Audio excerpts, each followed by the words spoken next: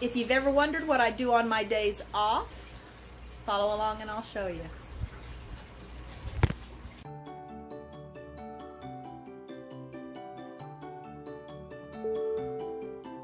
Hi, honey. That's my drink. Look, I got you some food. Hi, baby. Hi. Hi, baby. Hi, baby. Come on.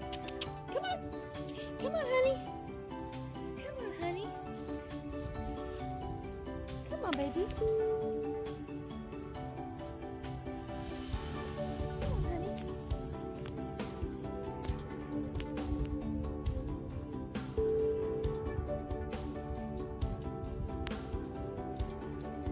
Let's see, we'll put it right here. We'll put it right there. Hi, honey. Hi, baby doll. He's my baby doll. Yeah, he loves his kitty. Hi, honey. There you go. Good boy. Part of what we do as a company is we tend to people's animals on their property. So Sport and Nakona have been fed this morning and turned out. There's our little friend Tony over there too. But he belongs to the neighbor on the other property right there. But there, she's also a friend and a client. And now I'm gonna do some poop scooping and some sweeping, and we'll call it a day.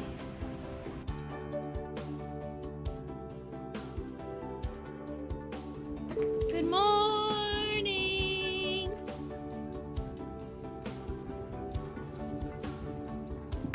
Good morning.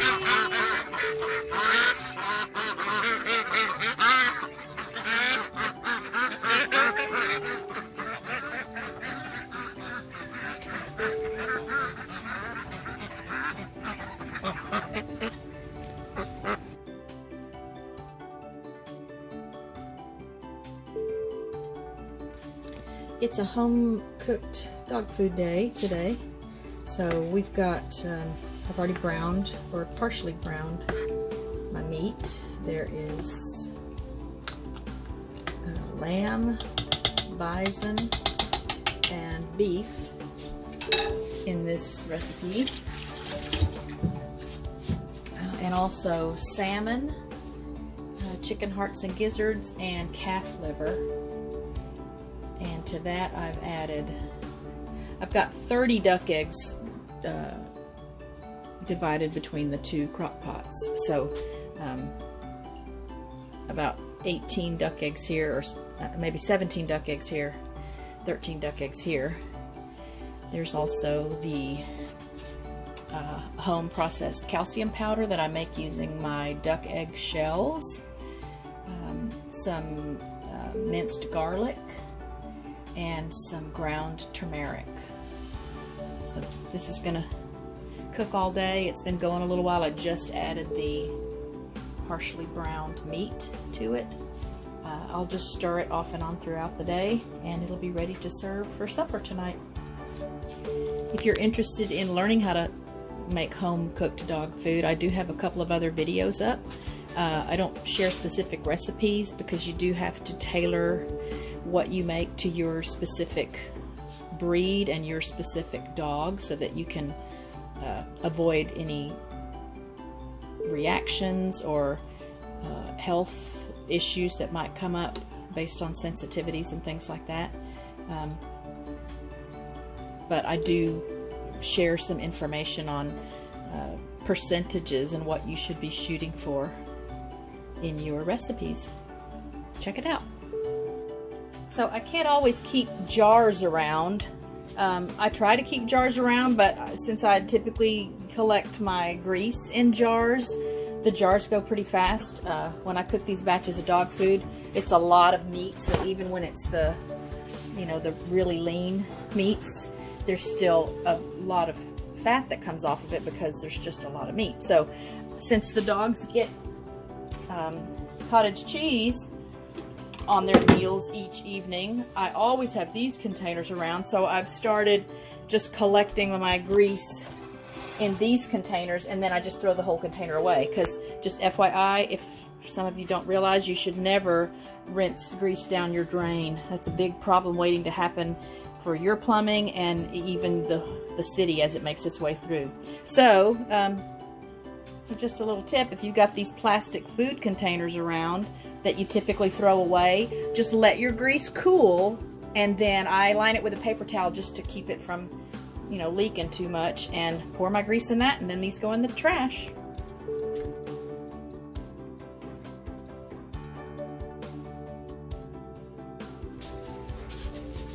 Okay, I've got my oven preheated. Needs to be on about 350 actually. And I've softened my butter. I know it's not best to soften it in the microwave, but I did soften it in the microwave.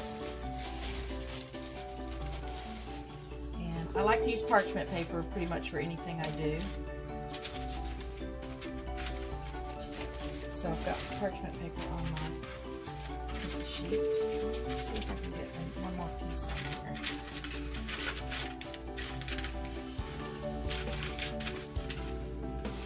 A couple more pieces even. This is a great breakfast, a great dessert.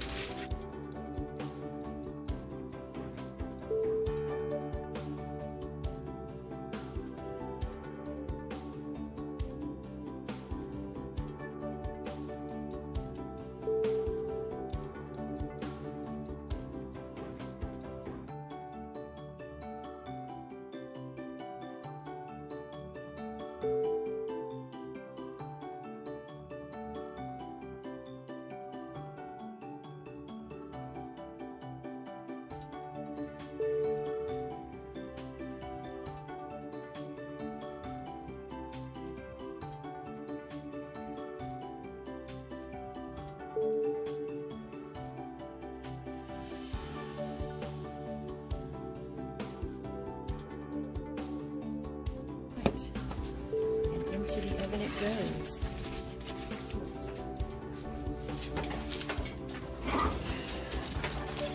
Center rack, 350 degrees.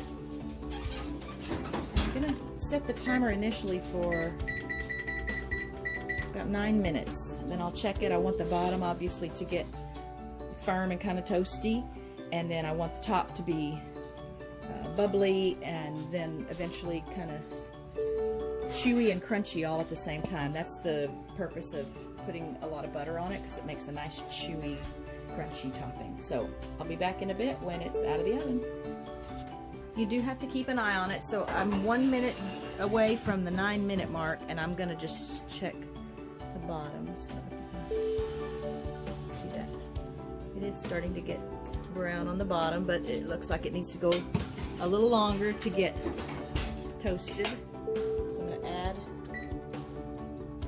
2 more minutes, and I'll just keep checking it. Okay, now we're down at this last little bit. I want to say these should be toasty enough on the bottom. So I'm going to turn on the broiler. You really got to watch this. I usually keep the door cracked when the broiler is on.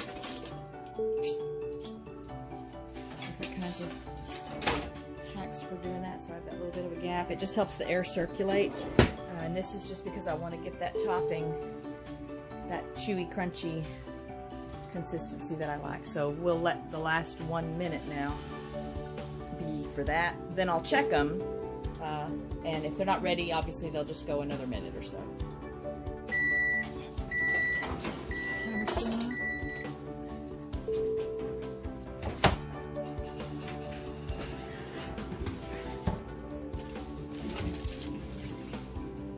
Check the bottoms.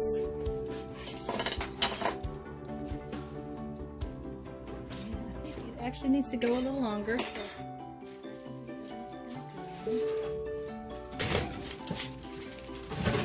Obviously, if this is something I did more often, I would just know how long to leave it in the oven. But next part will actually be me getting ready to serve it. All right, it's ready, and it's perfect. So see how the piece of bread holds its shape now instead of, you know, curling because it's not toasted appropriately. And that's how you make cinnamon toast. Give it a try. Let me know what you think.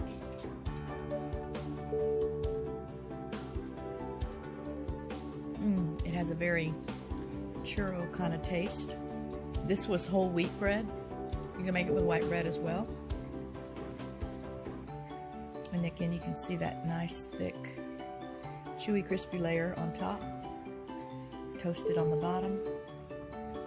Just a great snack or dessert or breakfast. Oh, and there's an everyday part of life here. Finding a dog or cat hair on our food. A little extra protein, huh?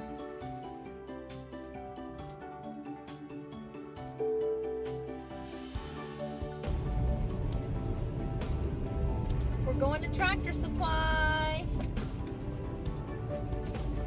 Cooper gets to go to Tractor Supply with Mama. You need a window down, baby? There you go. What a good boy he is. He's about 12 years old, so we try to let him do exciting things, at least from time to time. He's a good boy.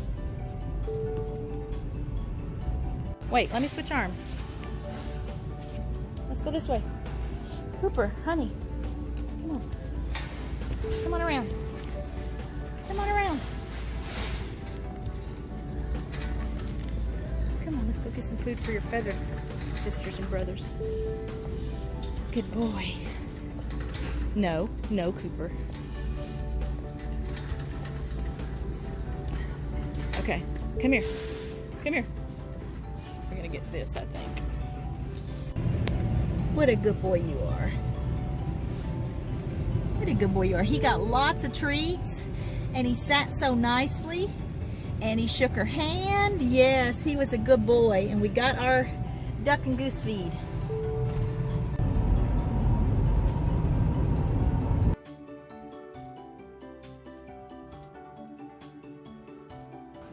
Who's ready for treats? Who's ready for treats? Me, me, me, me, mommy, me. We gotta feed the neighbors first. Hi, boys. Hi, pretty boys.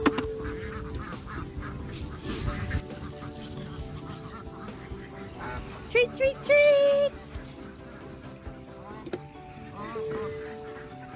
One little boy over there. Who's ready for treats?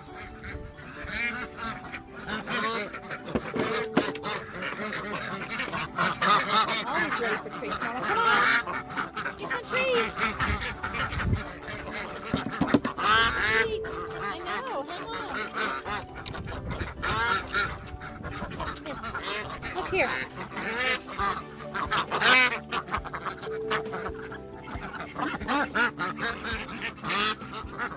Here. Okay, come on, let's go get some treats. Treats, there's another baby. There's another little baby.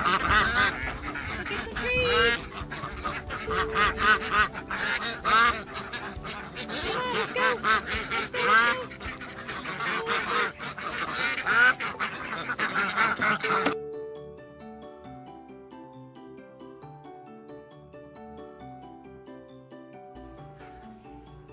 So I have some leftover seasoned hamburger patties that still have a little bit of shredded sharp cheddar and shredded Gruyere cheese on them.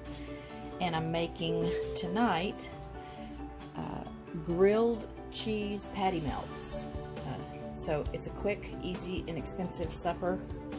Again, in the comfort food category.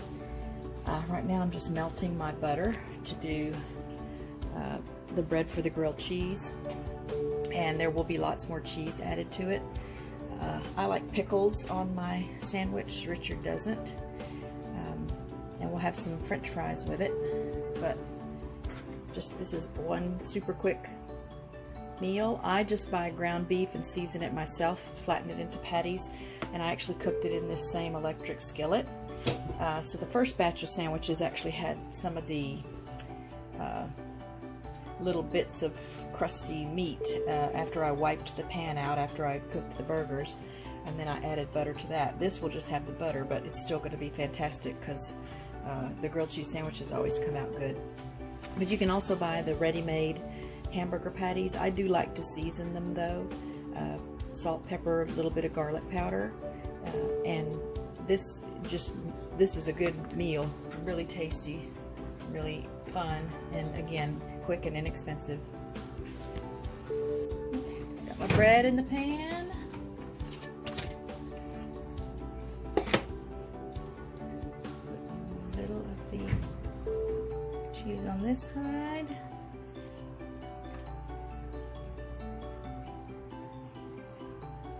I think the secret to a good grilled cheese sandwich is a lot of butter. We'll put our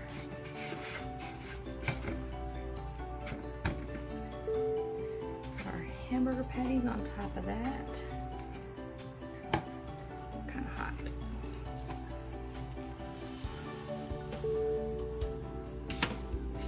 And some more cheese on top of there.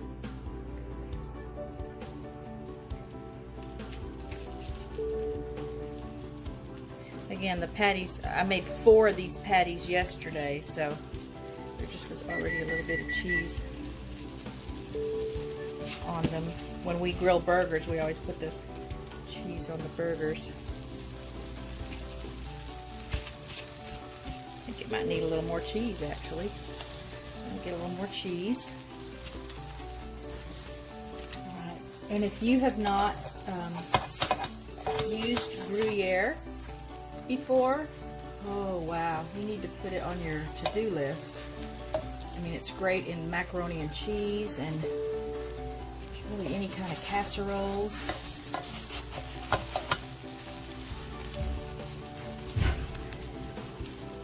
It's very rich and creamy when it's melted.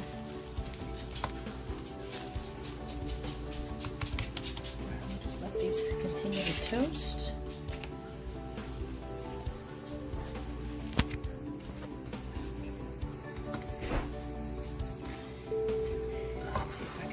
This. Yeah. I like them nice and toasty too.